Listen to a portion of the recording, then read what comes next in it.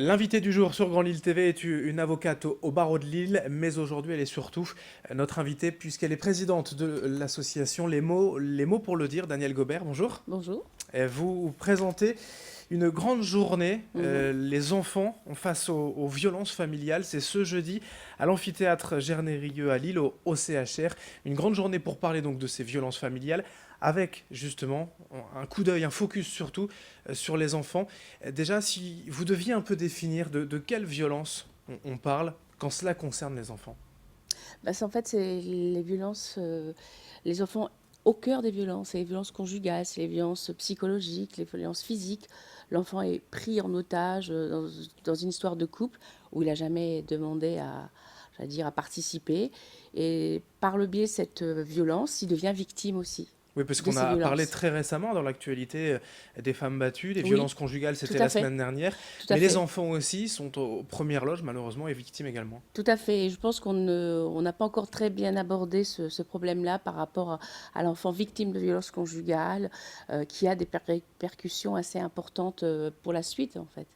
Et je pense que effectivement, il y avait beaucoup de travail à faire par rapport à l'évolution aux femmes victimes de violences conjugales, mais je considère qu'au jour d'aujourd'hui, ce qui est capital, c'est de prendre en compte cet enfant au cœur, j'allais dire, des disputes, des harcèlements, même des coups, etc.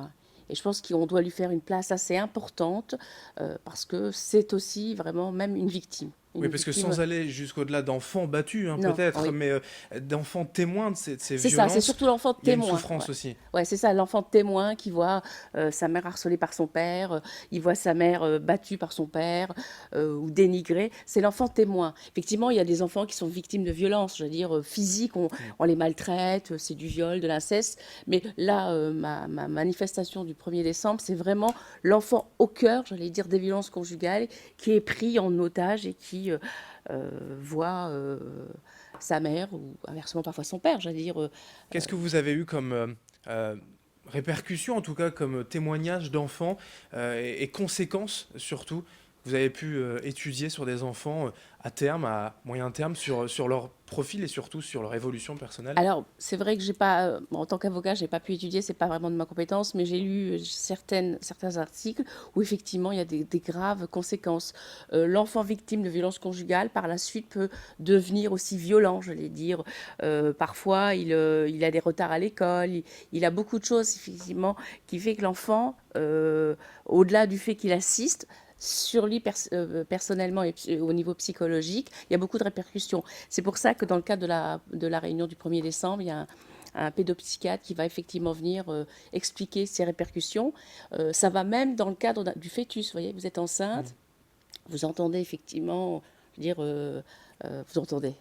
Effectivement, on sent effectivement ce stress et la mère le subit, l'enfant à contrario le subit. Et ça peut avoir des conséquences assez graves pour l'avenir en fait. Dès la naissance, dès Dès le la plus jeune naissance, âge. tout à fait. Ouais. Dès que l'enfant, je dis, dès que l'enfant est sensible ou est à côté, si vous voulez, de ce stress, sans ce stress. Mm. On le sait bien, je veux dire, quand on est enceinte, effectivement, euh, Ouais, voilà, l'enf- les femmes sont l'enfant des fait, éponges, enfin, je veux tout à dire, fait, l'enfant fait prennent corps tout. avec sa mère Ouais. et on le sent, j'allais dire. Et quand il y a des choses très graves qui influent, il y a eu des études qui disent effectivement qu'il peut y avoir des conséquences. Alors Et ça, c'est parmi très grave. les solutions que l'on peut apporter, ce genre de journée de manifestation Tout avec à fait.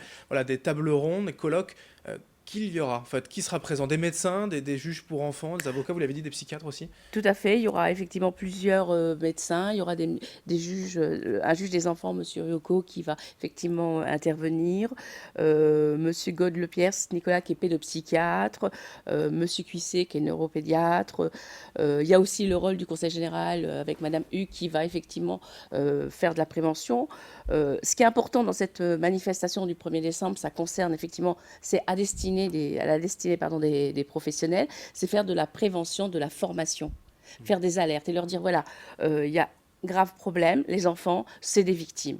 Il faut vraiment qu'aujourd'hui on puisse comprendre que les femmes sont effectivement des victimes de violences conjugales, mais les enfants encore plus.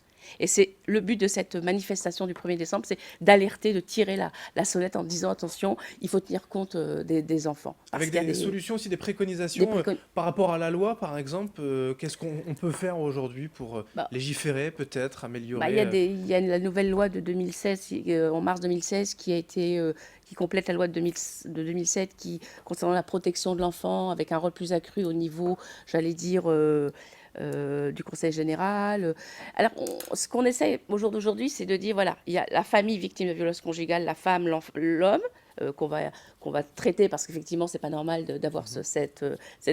ces gestes, et l'enfant, en fait. On essaye de voir la famille en général. Et au niveau des lois, ce qui est quand même assez important, c'est qu'on prend maintenant, on commence à prendre conscience, si vous voulez, que l'enfant est une victime. Et, euh, et on essaie, par exemple, là, on pourrait obtenir, par exemple, un médecin référent par rapport à l'enfant. Sur Lille, c'est Madame Matthews qui est référente au CHR de Lille, effectivement, quand il y a un problème. Mais ce que vous demandez finalement, c'est que tous les professionnels de santé, même tous les professionnels qui peuvent avoir en fait à faire avec les enfants, peut-être les enseignants, Tout à fait. peut-être d'autres corps de métier en fait comme ça, soient conscients Oui, du voilà. phénomène et puissent voir ces indices et en référer, peut-être en parler. Tout à fait. Alors, c'est vrai que quand un enfant est témoin de violence conjugale, euh, alors si l'enfant vient à l'école, il a un bleu, on voit, effectivement, on le sait, il a été frappé, etc. On le voit, on peut détecter. Là, il y a des formules, on saisit le juge des enfants, il y a tout ce qu'il faut. Mais l'enfant témoin de violence conjugale, psychologiquement, on ne le sait pas. Et donc, il y a un tableau, j'allais dire, je ne me souviens plus du nom, qui met des indices, en fait, qui dit, voilà, si l'enfant est témoin de violence conjugale, il y a ça, ça, ça et ça. En fonction Et des troubles de tout à fait, comportement. voilà. Et c'est ça qu'il faut effectivement que chaque public, chaque professionnel qui est face à des enfants puisse être sensible à, à ce grave problème.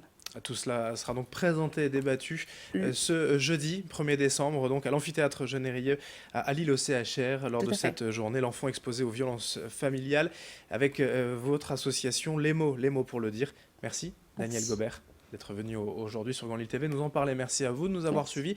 Dans un instant l'info continue sur Grand Lille TV.